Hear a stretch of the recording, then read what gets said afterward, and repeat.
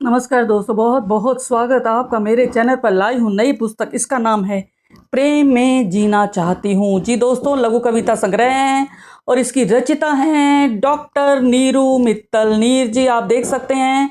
तो दोस्तों, इस पुस्तक के बारे में बता देती हूँ। पेपर बैक में है, 2025 में प्रकाशित हुई है, विपिन पब्लिकेशन रोहतक से आई है। मूल्य 250 रुपये, पृष्ठ 119। परिचय देना चाहूंगी नीरू जी का। बैंकिंग सेवा से निवृत्त हैं, पंचकुला निवासी हैं। इन्होंने एमकॉम किया है, सीए आईआईबी किया है। कविता, कहानी, लघु कथा, लघु कविता, बाल साहित्य विधा में इनकी 10 पुस्तकें आ चुकी हैं और इनकी पुस्तकों का अनुवाद हो चुका है। इनकी झोली में ढेर सारे सम्मान मिल चुके हैं। यह पुस्तक इन्होंने समर्पित की है सम्मानित वरिष्ठ साहित्यकार डॉक्टर शील कौशिक जी को। तो दोस्तों, आगे बात करते हैं आत्मकथ्य की। तो इन्होंने लिखा है, नीरू जी ने, कि काव्य संग्रह प्रेम में जीना चाहती हूँ। प्रेम को किसी सीमा में नहीं बांधता, बल्कि प्रकृति, भौतिक वस्तुओं, मानवीय रिश्तों, आचरण, संकल्प, इच्छा शक्ति, भावनाओं, परवाह, यादों, समस्याओं और अभावों सभी से अनुरागात्मक संबंध स्थापित करते हुए अभिव्यक्तियों को आकार देता है। तो दोस्तों, मैं समीक्षा की बात करती हूँ तो मुक्त छंद की 10-10 पंक्तियों में सजी 101 लघु कविताएं प्रेम को केंद्रित करके बुनी गई हैं। इसे 4 खंडों में बांटा गया है। प्रेम में जीना चाहती हूँ, इसमें 23 लघु कविताएं हैं। चाहत मेरी 23, प्रेम ने की अगुवाई है 23 लघु कविताएं, और प्रेम के यह रूप भी 32 लघु कविताएं, कुल 101 लघु कविताएं। मानवीकरण अलंकार का बहुत सुंदर प्रयोग किया इन्होंने। उपमा, रूपक, प्रतीकों का सशक्त प्रयोग किया है। कवित्री प्रेम में बहुत कुछ होना चाहती हैं ताकि वह प्रेम में जी सके। वस्तुतः मुझे लगता है दोस्तों कि जीवन का सर्वाधिक आवश्यक भाव प्रेम है। यदि प्रेम ना हो तो शायद जीवन नारकीय हो जाए। इनकी कविताओं में प्रेम का उदात्त रूप प्रकट हुआ है। संयोग, वियोग, श्रृंगार दोनों पक्षों को ढाला है इनमें। कवित्री ईश्वर से प्रेम करती हैं, वंचित वर्ग के लिए भी इनके मन में प्रेम उमड़ता है। कुछ शीर्षक देखिए दोस्तों: भावरा चांद, मोह बंधे ग्रह नक्षत्र, गद्यात्मक लय, प्रेम के छोटे क्षण, कलम होना चाहती हूँ, दवा होना चाहती हूँ, तुम सखा, तुम बैरी, गमले में सृष्टि, कितना सुंदर देखिए, स्मृतियों की पोटली। तो दोस्तों, ये थे इनके शीर्षक। तो ये थी इनकी समीक्षा इस पुस्तक की। अब मैं कुछ लघु कविताओं का पाठ आप लोगों के लिए करूंगी। सर्वप्रथम देखिए, मुट्ठी भर शब्द। मुट्ठी भर शब्द चुटकी भर संवेदना लिए कलम की स्याही से टपकते रहे, कभी डायरी, कभी शायरी, कभी कविता, कभी खतों में ढलते रहे। बेचैनियां रातों की मुझसे करो साझा, अधूरे ख्वाब, अनकही बातें, लिखो, काटो, फाड़ो, चिंदियां उड़ा दो। मैं अभिव्यक्त होना चाहती हूँ, मैं प्रेम में जीना चाहती हूँ, मैं प्रेम में जीना चाहती हूँ। बहुत सुंदर। एक और देखिएगा, सुलगता चूल्हा होना चाहती हूँ, यह शीर्षक है। उदास है बुझा चूल्हा, भूख से रोता रहा छोटू, बेबसी के बर्तन खड़कते रहे, औंधा तवा घुटनों में मुंह छिपाए, खाली परात देखता रहा। जब जलता है चूल्हा तो धुएं संग फैलती है सुगंध, खुशी और तृप्ति लेती है आकार। मैं रोज वह देखना चाहती हूँ, मैं सुलगता चूल्हा हो जाना चाहती हूँ, मैं सुलगता चूल्हा हो जाना चाहती हूँ। ये दर्द देखिए वंचित वर्ग का। अब देखिए, साहित्यकारों के लिए इन्होंने लिखा है, किताब होना चाहती हूँ, कि तुम माथे से लगा कर रखो, पढ़ो, गुनो, जानो मुझे, मैं दिखाऊं तुम्हें सत्य मार्ग और समझाऊं जीवन का सार।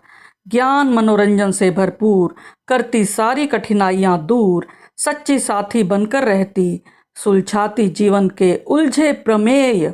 तुम्हारे संग साथ रहना चाहती हूँ, मैं किताब हो जाना चाहती हूँ, मैं किताब हो जाना चाहती हूँ। बहुत सुंदर।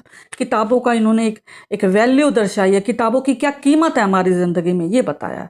और इसी कड़ी में कलम होना चाहती हूँ, देखिएगा, मानवीकरण अलंकार है ये, कि उमड़ती यादें, बीती बातें, हृदय के सब संताप लिए, शोषित की वाणी, चुप की जुबानी, निर्बल की आवाज लिए, वर्तमान बदलूं, इतिहास जानूं, भविष्य का नया आगाज लिए, युद्ध, शांति, हार, जीत, कुटिलता, धोखा, विद्रोह का हिसाब लिए, बंद सशक्त सदैव लिखूं सच। मैं कलम हो जाना चाहती हूँ, मैं कलम हो जाना चाहती हूँ, मैं कलम हो जाना चाहती हूँ। बहुत सुंदर। और दोस्तों, एक और देखिएगा, बहुत सारी ऐसी कविताएं आपको इसमें दिखाई देंगी। मन तो करता है मैं ढेर सारी पढूं। इन्होंने एक और लिखा है, गांव की स्मृतियाँ, वो गलियाँ जहाँ गड़ी है मेरी गर्भनाल, पंछियों का अध खाया मीठा अमरूद, अलाव पर सुलगती यादें और सिकती शकरकंदी, चूल्हे की चटकती लकड़ियों पर मीठी मीठी रोटी का सिकना, दादी का सिर में तेल सीजना, रात नानी की कहानी, झींगुरों का संगीत, सौंधी मिट्टी ने फिर स्मृति जगाई है, प्रेम ने की अगुवाई है, प्रेम ने की अगुवाई है। तो दोस्तों देख सकते हैं आप कि हमारा बचपन कितना अच्छा था, कितना भोला, कितना पवित्र, कितना जिसको कहते हैं एक हमारे अंदर एक नादानी थी। जो आजकल के बच्चों की बात करती हूँ तो बहुत अलग है हमसे। मुझे लगता है कि हम बड़ी खुशनसीब पीढ़ी हैं। हमारे अंदर ज्ञान है, हमारे अंदर मेहनत की भाव, हमारे अंदर भावनाओं को समझने की शक्ति है, हमारे भीतर प्रेम का सोता बहता है, नफरत नहीं है हमारे अंदर बुद्धि है सोचने की, हमारे अंदर राष्ट्र प्रेम है। तो इनकी कविताओं में आपने देखा कि इन्होंने कितना सुंदर लिखा है। एक और देखिएगा, मतलब राष्ट्र के लिए भी लिखा है इन्होंने, माँ के लिए भी लिखा है, समय की यात्रा, प्रकृति का उत्सव, जीवन चक्र, कि पेड़ की गोद में झूलता पत्ता, धूप में भोजन बनाता, बारिश की बूंदें सहलाती, निर्दोष मुस्कान, हरित परिधान छोड़ एक दिन झड़ जाता, जीवन में सूखापन आता, खुद झड़कर नए पत्तों की जगह बनाता, क्षण भंगुरता का आभास कराता, जीवन चक्र सिखाता, जीवन चक्र सिखाता। तो दोस्तों एक और देखिएगा, माँ के बारे में मैं आखिरी कविता पढ़ती हूँ, लघु कविता देखिए 10 पंक्तियों में, कि सादी सूती माँ की साड़ी, स्त्री गरिमा की परिचायक, बेलन संग ताल मिलाती चूड़ियों से, जीवन संगीत बजता, पूजा की घंटी आरती के स्वर, घर मंदिर हो जाता कि माथे की बिंदी जैसे सूरज की आभा, रिश्तों की गर्माहट, मितभाषी सादगी से भरी माँ, सकारात्मक स्मृतियों की पोटली, सकारात्मक स्मृतियों की पोटली।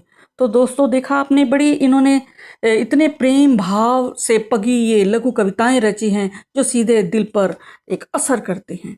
तो आप भी इस पुस्तक को खरीद कर पढ़ सकते हैं। विपिन पब्लिकेशन रोहतक से आई है जैसा मैंने बताया।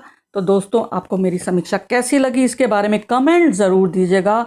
चैनल को अभी तक सब्सक्राइब नहीं किया तुरंत करें, बेल आइकन दबाएं, वीडियो पसंद आए तो लाइक का बटन ज़रूर दबाएं और अपने मित्रों के साथ अधिक से अधिक शेयर करें। धन्यवाद दोस्तों, फिर मिलेंगे अगली कड़ी के साथ, तब तक मुझे आज्ञा दें। धन्यवाद।